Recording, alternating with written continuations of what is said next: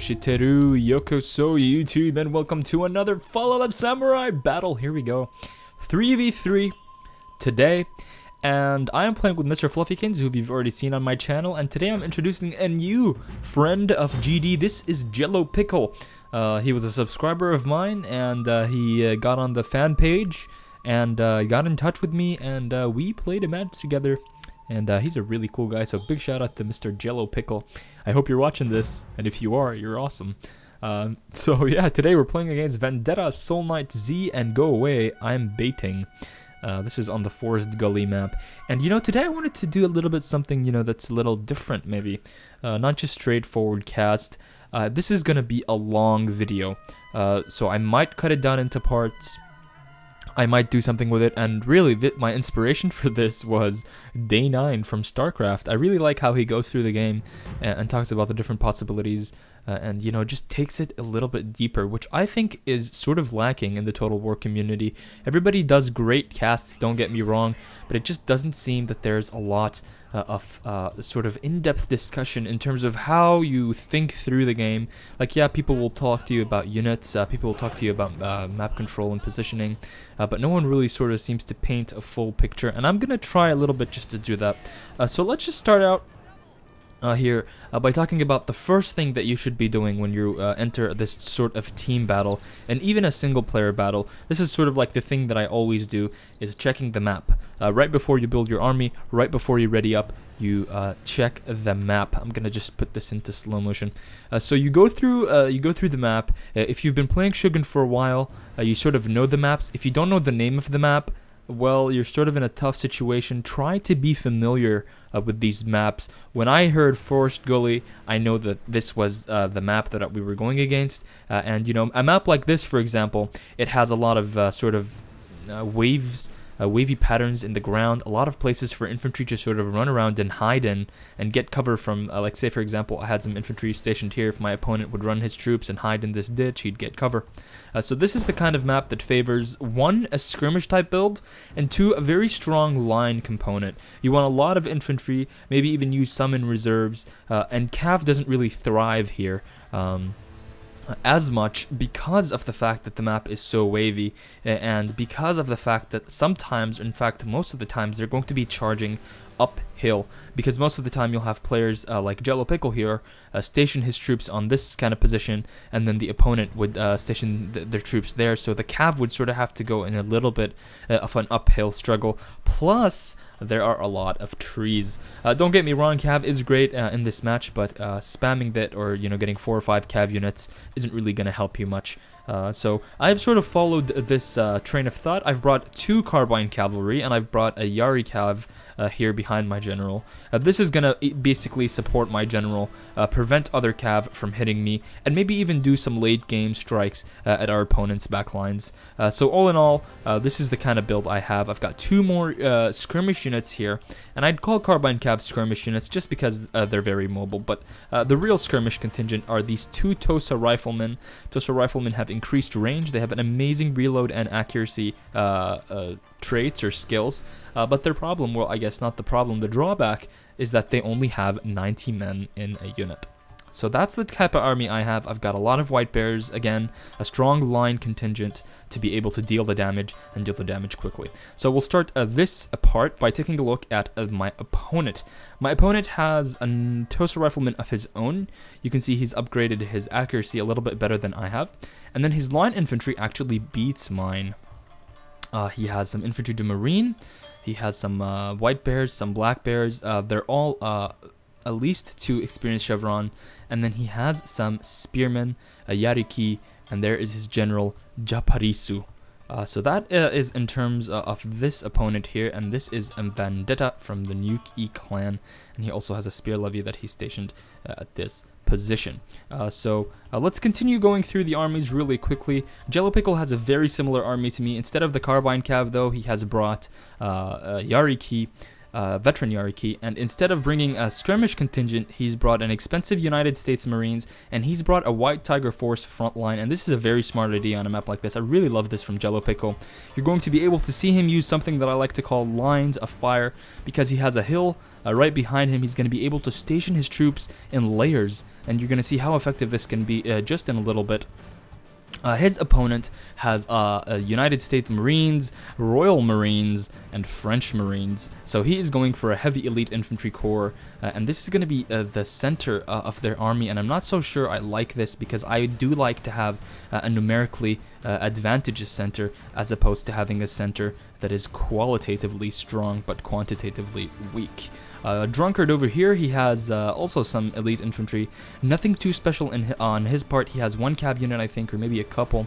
But he does have less units in general, and this Armstrong gun that is going to start firing shots into the core, the center of our enemy, which is something that you want to be doing. He's trying to snipe the general. And the last player here, who is Go Away, I'm baiting. We don't really see a lot of his forces, but we'll get to his forces all in due time. So we talked a little bit about at the beginning of the video. Let me just play this. We talked a little bit at the beginning of the video on how we wanted to sort of take a look at the map, and this is going to be now a great charge here by Jello Pickle. He's going to send his cab around, and you can see some movement here from Go Away and baiting. He's going to try to move, and basically what's going to happen is that strike is not really going to do anything, but this strike is going to do a lot of damage.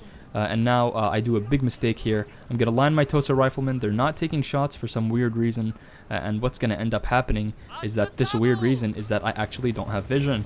And this is something that I fall victim to a lot, and a lot of people probably fall victim to a lot, is that sometimes it looks like your guys have vision and you're standing there and you're like, why aren't they shooting? But then you figure out that, wait, they don't have vision. And now look what I do. I realize this and I put them here at the back. And this is going to allow me to use my cav and hopefully keep baiting his infantry in. And there goes the carbine cav shots. We're going to take shots at this unit of Black Bear, and then I'm going to, I think, pull my cav back. I'm not sure what's going to happen here. His Black Bears might get some shots off. Yeah, they will get some shots off on my cav, and that is going to hurt. They're going to take about 11 men out.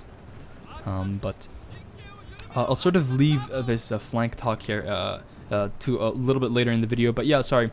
Talking about maps. You know the map, you build an army accordingly, and again, horrible micro here, just horrible micro on my part, sort of running right into the range of these guys, but now I'm trying to do some baiting action. But yeah, you have the map, you sort of know it, you have a feel of what's going to happen, and that's sort of your first step of planning, and then you build your army, and the next step is looking at your opponent's army. Once I spawned, I look at my opponent's army, and what did I notice? Well, I noticed that he has much stronger line infantry than me. I noticed that he doesn't really have any cav except one Yariki, and I told Jello Pickle, this is your chance. You can go around his backline and do a lot of damage to his opponents. Alright, sorry about that, guys. Just something came up. Okay, so yes, we were talking about Jello Pickle. Jello Pickle now sending his cav around here. He's going to hit a Japarisu from the back, and you can see these men actually shooting into their own general. So this leads excellently into the point I was talking about, where we're going to be addressing the sort of build that your opponent has. So the first step is, wait, he doesn't have many cav. He has 2 spear units that are pretty much going to be very immobile in an environment like this. So hey, why not send the cav around, try to get the general, try to do some damage, and Jello Pickle does that excellently. So that came about from the fact that, yes, my opponent does have stronger line infantry than me, so why would I, at least on this flank, attempt to push forward? Well, I'm not going to, at least not just yet.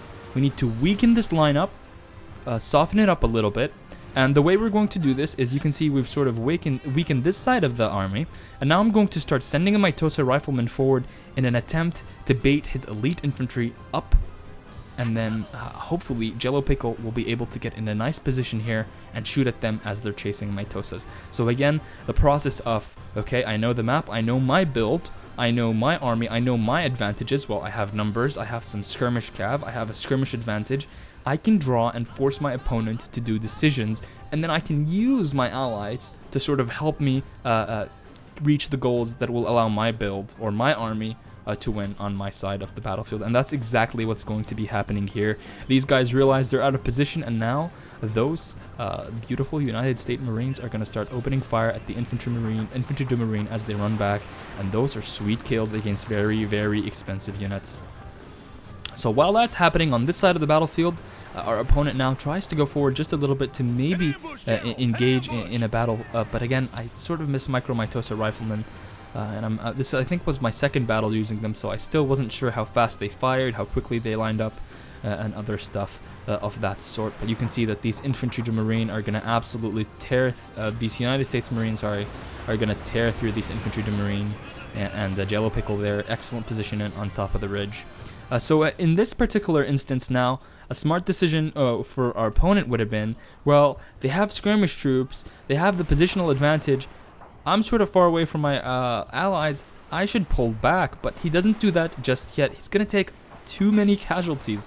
You can see he's taking Tosa Rifleman casualties, he's taking line casualties, and you know, he's going to realize sooner or later, wait, this is a bad place for me to be, and now he is going to be falling back towards his ally. And this leads nicely again to the next point that I'm going to be making, but let's just take a quick look here on the right side of the battlefield.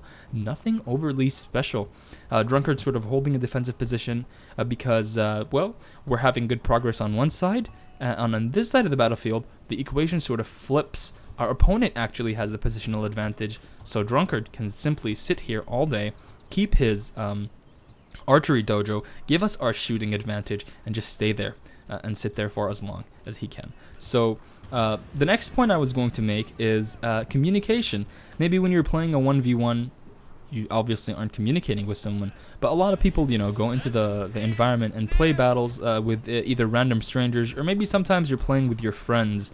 And in both cases, whether you're using a voice chat or even just typing, it's very important to communicate and use the ping option, which unfortunately I can't show here, but there's a little ping icon that is right around there when you're playing, and you can actually use it to specify locations on the map to draw attention to your allies. And this is something that you really should be doing, and I'm just going to go into slow motion here as to not miss the beautiful action that's going to happen in the center. But communication allows you to avoid situations like what you're about to see. I'm going to pause now. What you're about to see is this.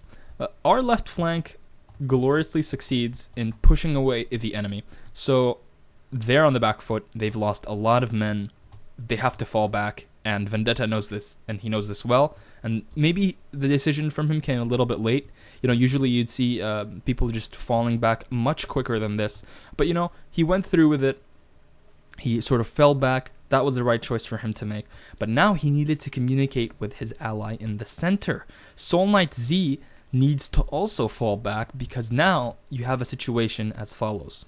If you look at the mini-map, the blue troops are the enemy forces. You can see that their middle is sort of beginning to get a little isolated. This flank is out of position, and what this is going to allow me to do is it's going to allow me to slowly creep up on their side.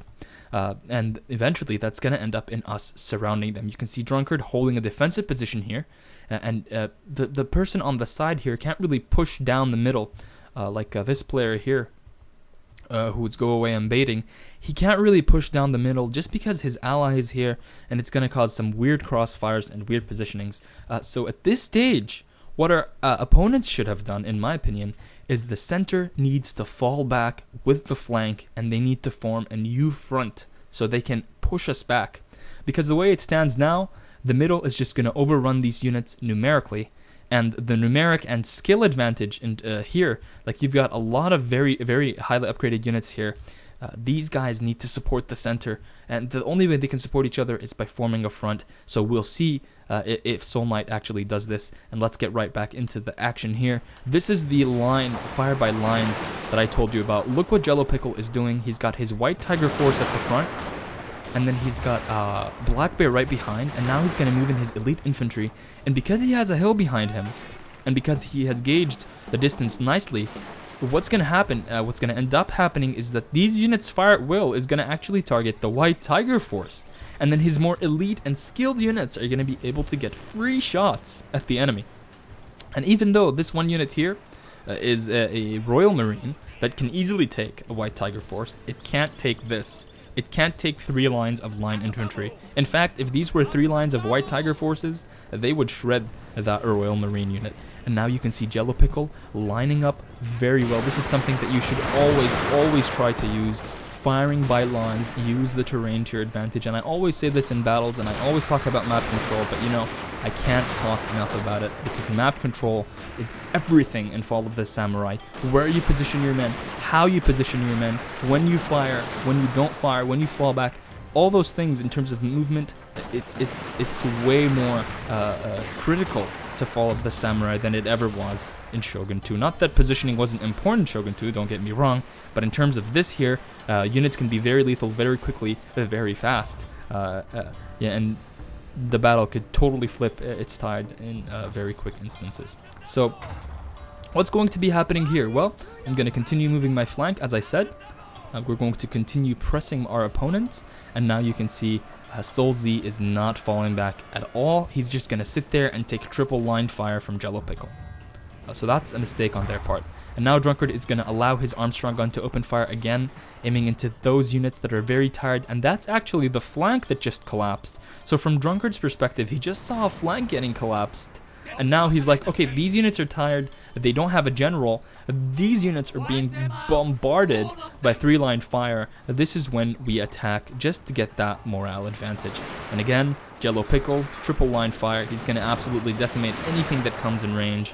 And now the Marines, instead of falling back, these Royal troops, the Infantry Marines, the Royal Marines, and the United States Marines, instead of falling back, they're just going to basically step into the fire. And you can see, what are they shooting at? They're shooting at the White Tiger force.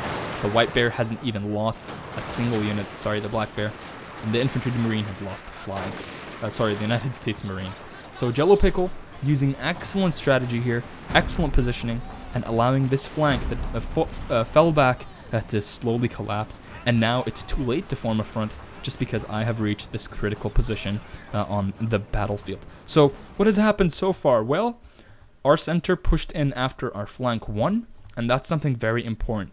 You don't want to commit, or you want to try to sort of save sort of reserve units, or maybe even whole armies. So as you saw here, Drunkard is being a very idle target. And the reason he's doing this is because we want to keep this player sort of pinned in position because we have the advantage. You always have to read your opponent, and after reading your opponent, you can make decisions like this. Do I want to push? Do I want to stay back? Heck, do I want to commit all of my armies in front at the same time? Or do I want to use a sort of like a flanking prod and then roll the armies up like we're doing here? And it all depends on the map and the army builds, as you would expect. So here we are. The broken flank is now slowly becoming more and more shattered.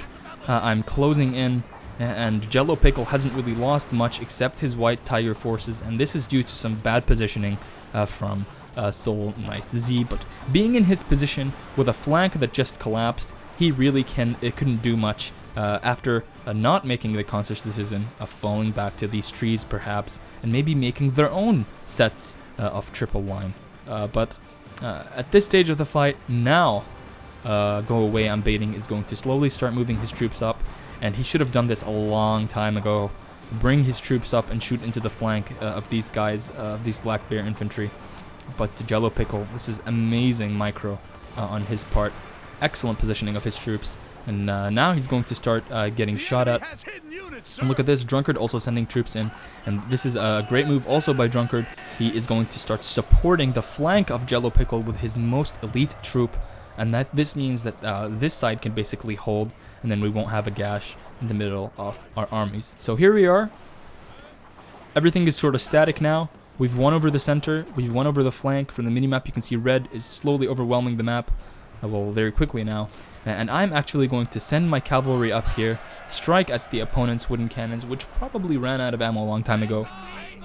And I'm going to continue sending my cav forward in an attempt to slam at this general that's actually sitting here, not even looking at anyone, and there comes the charge from the back. It's going to absolutely destroy this general. And what this is going to do is it's going to cause a lot of chaos in the last player's army.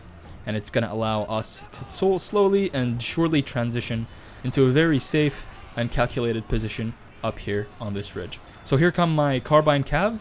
who have actually done quite well, 134 kills and 95 kills. They have lost a good bit, but they are going to be doing a lot of damage. And look at this Yari key unit, just causing mayhem. And this is what I said at the beginning of the battle.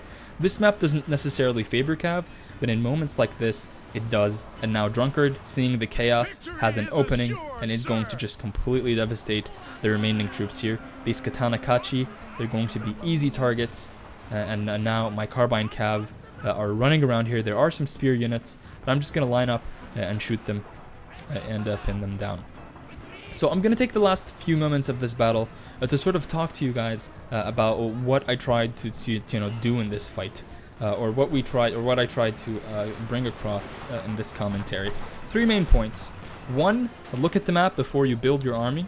Try to assess if it's a river crossing, for example, you may need more long-range troops. If it's a flat map, you might want more cav. If it's a hilly map like this, you might want a little bit of a mix. After that, after you build your army, the moment you get into battle, you need to look at your opponent's army and don't just skim over it.